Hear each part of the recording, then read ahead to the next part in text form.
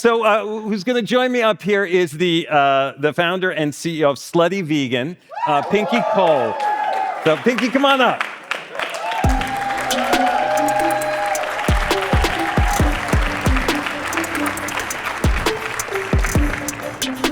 All right, Pinky. Hi, guys. All right. Hi. All right. So we're gonna kind of do this a little bit as a game. It's going to be a fast-paced session. I'm going to ask you 4 questions. Okay. Each one is going to be themed off of one of the Slutty Vegan menu items. All right. And then we'll go to a rapid-fire round where I'll give you one word or phrase in response to each of my prompts. Okay? You ready? Yep. Let's do it. All right. Question number 1, which is what I call the one-night stand. That's your signature bacon cheeseburger with slut sauce. Yes.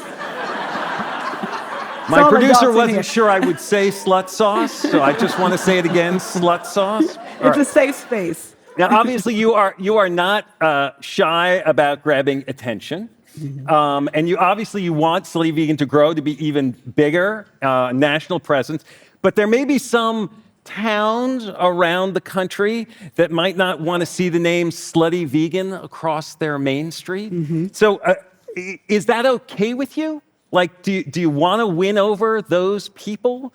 Or do you feel like, well, that's just not where we're supposed to be then? Like, those are not my people. You know, it's interesting. So I was just having a conversation with the girl in the lobby of my hotel just now, to be honest. And she was telling me about the wine industry.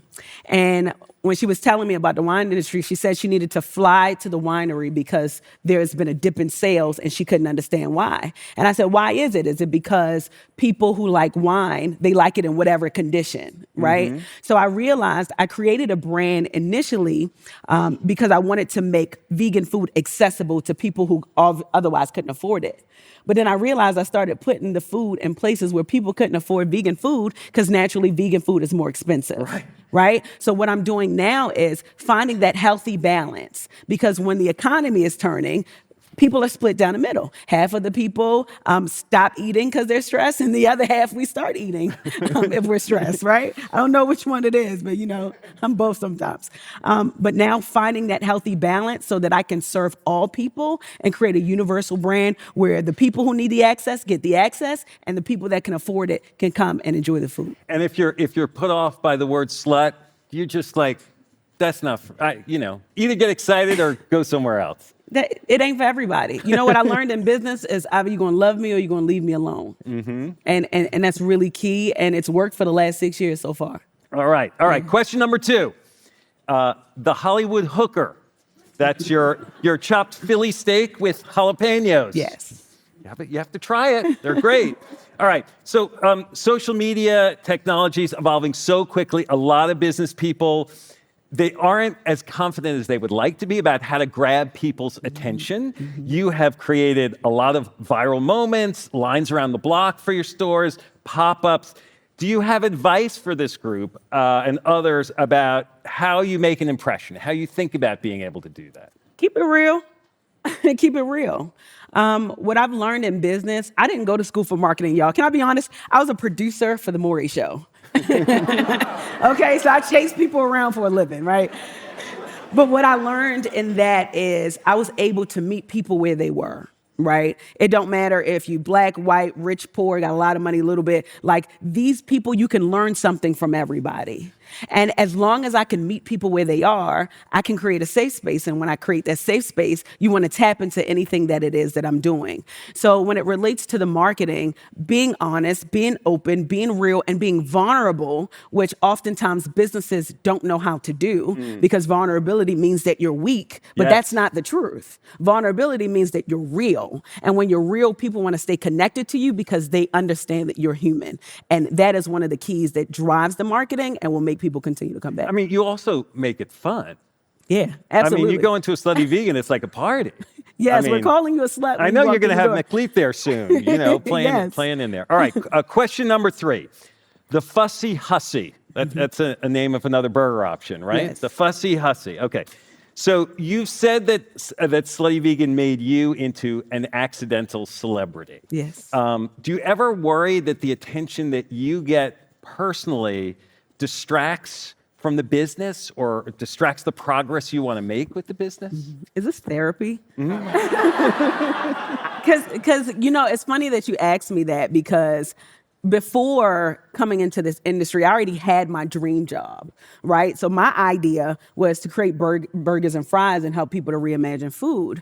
But then I realized that people fell in love with the person behind the brand unintentionally. So then I built my own community here by way of my personal brand, and the brand is continuing to grow, and they're the same, but they're not the same. There's a benefit and a curse to that, and I'll be honest. The benefit here is that no matter what, you can always drive traffic from over here and bring it over here, right? Like, it's a give and take, so you'll never have one without the other. But the curse is, and it could be a good thing, it's an opportunity. The curse is that when you're creating and building a brand, you have to define which one it is that will make sure is the bread and butter, right? And as long as the bread and butter is safe, it will make room for every single one of those other things that you're working on and trying to do. And that was a hard conversation I had to have with myself, because it feels good for people to know your name and know everything that you're doing. But at the end of the day, the business is what matters the most. I mean, that choice of naming it Slutty Vegan, it defined the brand in that one name. Yeah. Did you realize that when you picked that name? I was sitting in my 2-bedroom apartment and it was weed involved. This is an adult place. Okay. Listen, okay, I'm not by myself. But in that moment, I'm like, oh, this is good. Because when you... That was good, but this is good, right? When you think about something that historically has just been so green and very clean, you're like, Slutty Vegan, these two things aren't supposed to go together. But when I merge the two most pleasurable experiences in life, and that's sex and that's food. Okay, did you eat today? Did you? Never mind. Anyway, when you merge those two things together, you come up with a recipe for people to ask questions. And if you can get people tuned in and locked in, however you get them, now there's a psychology that happens. You can teach them what it is that you want them to know. And I'm on a mission to be in a driver's seat to help people see that vegan food can be cool and it's not boring, and you can live a healthy lifestyle with vegan options. All right. Yeah. All right, so question number 4, Yes. the sloppy toppy. That may be my favorite menu item name, I have to say. All right, you've described Slutty Vegan as a silent protest of sorts. Can you explain that? What is the brand protesting? What does the work represent? That's a really good, you got good questions. I'm gonna be totally honest with y'all. As a Black woman, pioneering a space where you don't see many women, let alone Black women, in the hospitality space of scaling a business to this manner, right? It's almost like it's a fiduciary responsibility. I have a responsibility to help bridge the race gap. Don't ask me why. I just feel like God just told me to do it. It felt good in my spirit, and I love to see people together. So when I create this brand is just not for one type of people.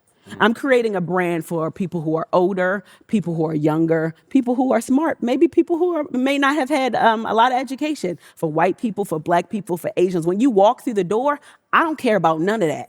So when you talk about protests, I met my husband. My husband also owns a chain called Big Dave's Cheesesteaks. He's scaling and franchising as well. So when Just note that. Yes. Cheesesteaks and vegan don't in the even same make house. sense. So I met him during the George Floyd riots because somebody busted the windows out his restaurant. So I reached out to him and I asked him if he needed help. So it connected us. So what I realized is when people come into my space, they feel joy, right? There is no color to joy. There's no tax bracket to joy. There's no social economic background to joy. When you got joy, anything is possible around you. Do you understand what I'm saying? And if I can create that by way of a brand, even if it's vegan comfort food that you're eating, if I can create that and bring people together in the name of joy, then I know that I'm walking in my purpose and I'm really helping to bridge the gap holistically. Beautiful. Yes. Beautiful. Yeah. Well, thank you. This has been great. It's time already for the rapid fire round. Yes. So I'm going to read out a list of topics. Yes. For each topic, you say the one word or phrase that comes to mind. Are you ready? Yeah. AI. Scared money don't make no money. That might have went over your head. Okay. Keep going. The presidential election.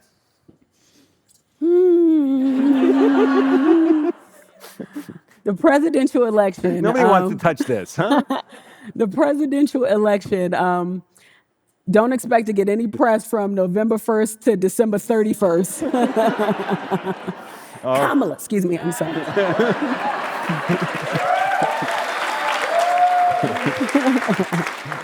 Elon Musk. Skip. Right on. All right. McDonald's. Slutty Vegan. Slutty Vegan. $1 billion concept. Yeah. Pinky Cole. That's a lot of words. Dynamic, pioneer, innovator, beautiful, mother, CEO, sister, friend, here at Masters of Scale, and one of the most powerful women in America. Yes. Yes. Pinky, thank you. Thank you. That was great. Pinky Cole.